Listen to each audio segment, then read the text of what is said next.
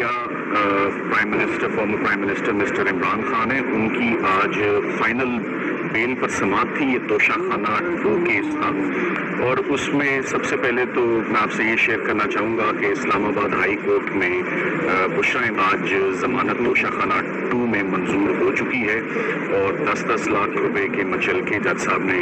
साथ ही साथ मैं ये ज़रूर कहना चाहूँगा कि आज बहुत भरपूर मौका मिला सरकार को अपने केस को संभालने का, मगर वो सरकार लड़खड़ाती रही इस केस में।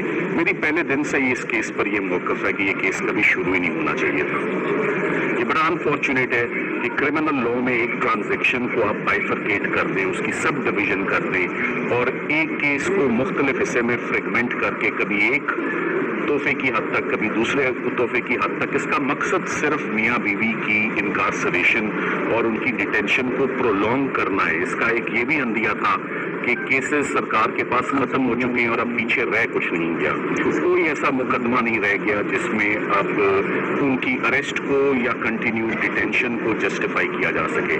आप ये देख लें कि बुशरा इमरान आज 264 दिनों के बाद फाइनली जितने भी केसेस उनके अगेंस्ट थे वो तमाम केसेस आज में वो बरी ज़िम्मा, वो तमाम केसेस फर्दर इंक्वायरी के हुए।